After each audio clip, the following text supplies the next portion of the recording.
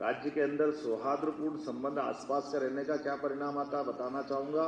ये देश का नहीं दुनिया का सबसे बड़ा पंप स्टोरेज हाइड्रोल पावर हमारा बना है नीमच में।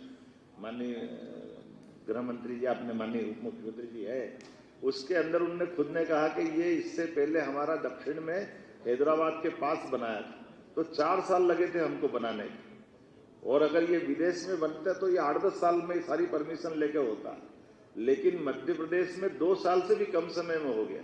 उसमें से मैं ही भूल गया, एक तो उन्होंने मेरे को धन्यवाद दे रहे थे, तो मैंने कहा मेरा क्या रोल है?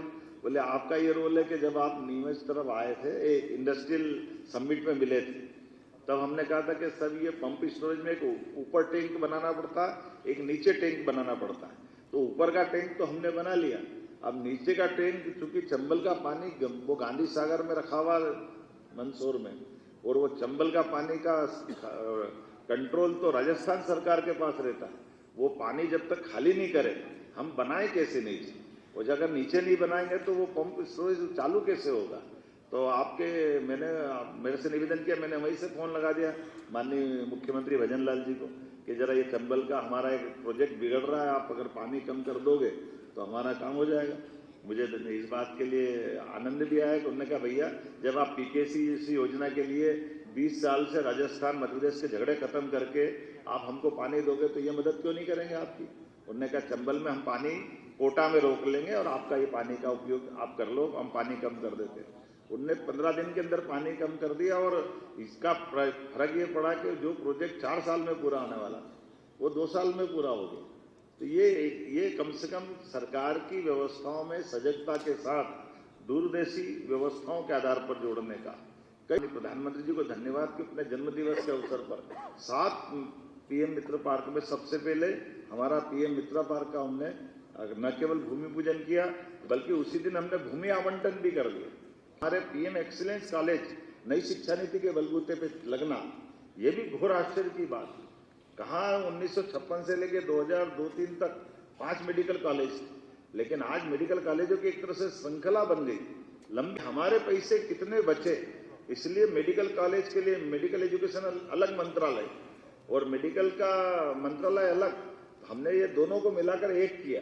ऐसे लगातार एक के बाद एक सभी क्षेत्रों में जो हो सकता है, जितने भोपाल का कचरा 40 साल से सड़ रहा यहीं पे भोपाल, जब भी गूगल खोलो भोपाल को पूछो तो एक बच्चा मरा आंख खुली उसको दिखता था भूत जैसा, क्या करो उसको। ये भोपाल की पहचान बनी थी, लेकिन आज भोपाल की पहचान उससे बदल के जीआईएस भोपाल में हो रहा है, विकास हो रहा। घटना हो गई, परमात्मा करे कोई ऐसी घटना नहीं होना चाहिए, लेकिन घटना के बाद वो कचरा कब तक पड़ा रहना चाहिए। Court, high court, supreme court सब हो रहा है, तो उसका निष्पादन प्रॉपर कराया, और निष्पादन कराने के बाद आज जो हमको करना वो करेंगे, लेकिन इन पुरानी समस्या से निपटना तो हमको पड़ेगा ही। शहर में तो इंदौर उज्जैन मेट्रोपॉलिटन, भोपाल मेट्रोपॉलिटन, केवल भोपाल नहीं तो बगल का नर्मदापुरम, रायसेन, सीहोर, विदिशा, ये 5 को जोड़ के इधर आस्था तक का, उधर से 4-5 जिलों का मिलाकर हमारा दूसरा मेट्रोपॉलिटन, ये दोनों को जोड़ करके ये बड़ी विकास की संभावना भी है। और लंबा प्लान करते हुए लगभग डेवलपमेंट के लिए 10-20 किलोमीटर नहीं, अकेले इंदौर उज्जैन मेट्रोपॉलिटन की बात करेंगे तो 11,000 करोड़, 11,000 किलोमीटर से ज्यादा पूरा सराउंडिंग एरिया बनेगा। और मूल रूप से डेवलपमेंट के लिए अगर बात करें तो बड़ा हमारा आकर्षण बनता औद्योगिक क्षेत्र से। जब औद्योगिक क्षेत्र नागदा बन गया तो नागदा के बाद में तो आवासीय और कमर्शियल हो गई सही, पीथमपुर बन गया तो पीथमपुर के बाद रहने के लिए भी और कमर्शियल चाहिए गई सही, देवास का है, मक्सी का है, तो हमने बेस बदल दिया कि हमारी औद्योगिक केंद्र बेस बनेंगे, उसके बाद रेसिडेंशियल कमर्शियल पीएसपी के बाकी प्रोजेक्ट आते जाएंगे, और आने आज नहीं तो कल तक आगे तक जाएगा। एयरपोर्ट अपने 7 से 9 तो हो गए और 10वां तैयार हो रहे, 10वां भी चालू हो गया।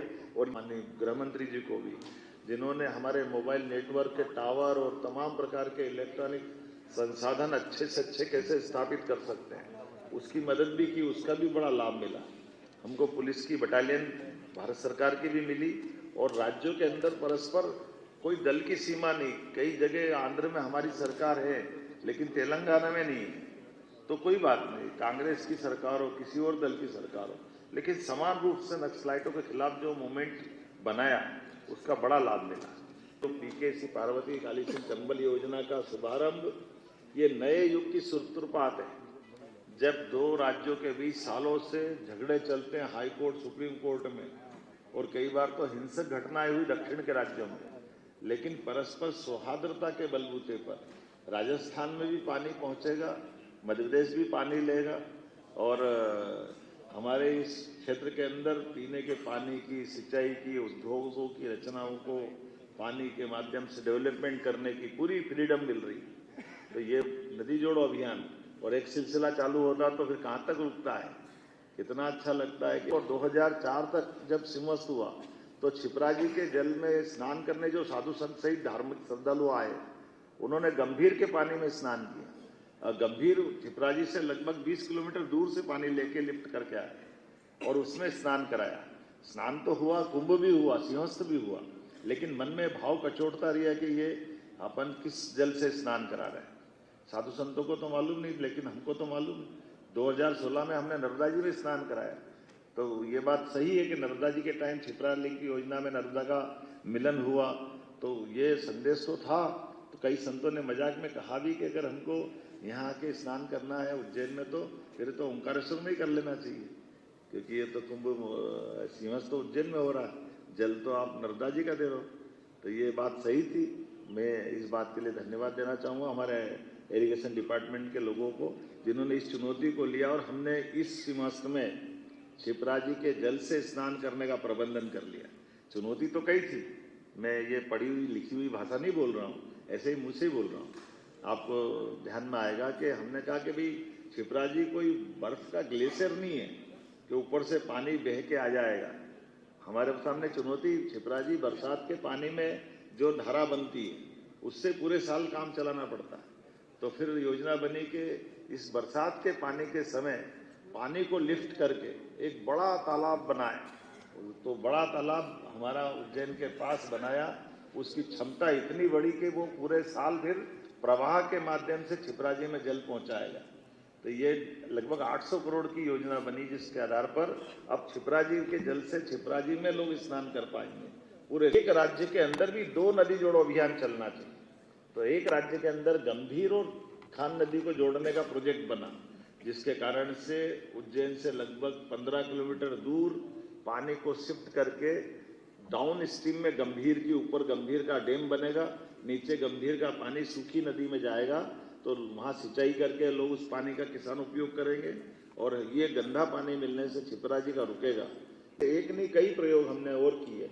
उदाहरण के लिए आपने सबने देखा होगा, यही भोपाल में GIS नहीं होती थी, रीजनल इंडस्ट्री कॉन्क्लेव नहीं होती थी। उद्योग के मामले में एग्रीकल्चर ग्रोथ रेट तो हमारी बहुत अच्छी थी, लेकिन एग्रीकल्चर ग्रोथ रेट के अलावा भी हमारे राज्य के अंदर इंडस्ट्री जब तक नहीं आएगी तब तक हमारी ठोस अर्थव्यवस्था पे प्रश्न खड़ा होता था। और उस व्यवस्था पे विचार करने के बाद हमने निर्णय किया कि रीजनल इंडस्ट्री कॉन्क्लेव होना चाहिए।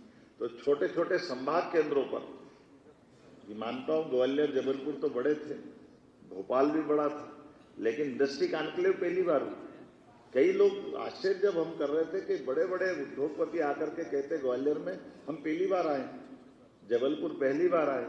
तो जब जबलपुर ग्वालियर तो आए, लेकिन सागर और नर्मदापुरम में भी और शहडोल में तो जो हमारा इस्पात का कारखाना TMT सरिया वाले ने लगाया, वो अग्रवाल जी आकर बोलते कि मैं तो बिल्कुल पास का छत्तीसगढ़ का ही हूँ, लेकिन मुझे ध्यान ही नहीं गया कि शहडोल में भी हो सकता है क्या। 3000 करोड़ का बड़ा एक इंडस्ट्री का पार्क ऐसे। आज की बैठक हमारे सरकार के 2 वर्ष, मोहन जी की सरकार के सेवा और विकास के 2 वर्षों को लेके यहाँ एक बैठक रखी थी, जिसमें सभी विधायक, मंत्री, जिलाध्यक्ष हमारे शामिल हुए थे। इसमें हमारे राष्ट्रीय महामंत्री तरुण चुग जी भी आए थे और हमारे संगठन के सभी प्रमुख लोग थे। हमारे मुख्यमंत्री जी, हमारे दोनों उप मुख्यमंत्री जी शामिल थे। मध्य प्रदेश की सरकार ने 2 साल में डेवलपमेंट के बहुत काम किए। विस्तार से आज मुख्यमंत्री जी ने सुबह प्रेस कॉन्फ्रेंस में बताया। वो बात हमारे संगठन के माध्यम से नीचे तक जाए। हमारे सभी मोर्चों ने तय किया है कि महिला मोर्चा, युवा मोर्चा, OBC मोर्चा, SC मोर्चा, ST मोर्चा, उन वर्गों के लिए मुख्यमंत्री ने जो काम किए हैं उनको लेके मुख्यमंत्री और सरकार का धन्यवाद भी देंगे। हमारे विधायक, हमारे सांसद भी 2 साल में उन्होंने अपने क्षेत्र के लिए क्या काम किया सरकार के माध्यम से, खुद के माध्यम से, उसको भी लेके मुख्यमंत्री जी से को धन्यवाद भी देंगे, पत्र भी लिखेंगे ताकि उनके क्षेत्र की सारी बातें आए, लोगों के बीच में जाए। आज इसी विषय को लेके ये बैठक रखी गई थी और इसमें यही तय हुआ कि हमारी 2 साल की जो उपलब्धियां हैं, अभी कल ही मुख्यमंत्री जी ने बताया कि मध्य प्रदेश नक्सल रहित राज्य हो गया है। जो आखिरी नक्सलवादी थे उन्होंने भी सरेंडर कर दिया। एक बड़ी कामयाबी सरकार को मिली है। सरकार का ट्रांसपेरेंट सिस्टम है। विकास के मामले में, रोजगार के मामले में लगभग 23 लाख रोजगार लाने का सरकार का प्लान है। 30 लाख से ऊपर 30 लाख करोड़ से ऊपर का इन्वेस्टमेंट का सरकार का रोड मैप है। सभी तीर्थ स्थानों को डेवलप करके टूरिज़्म को डेवलप करने का है। ये सारी बातें मुख्यमंत्री जी ने जो कही थी सुबह, उन बातों को नीचे तक हम पहुंचाएं, हमारे बूथ के कार्यकर्ता, आम जनता तक सरकार की 2 साल की जो सफलताएं, जो काम है, उसे नीचे तक बताएं। उसको लेके आज ये कार्यशाला, ये बैठक रखी गई थी। इसी कार्यक्रम में आज ये बैठक संपन्न हुई। आपका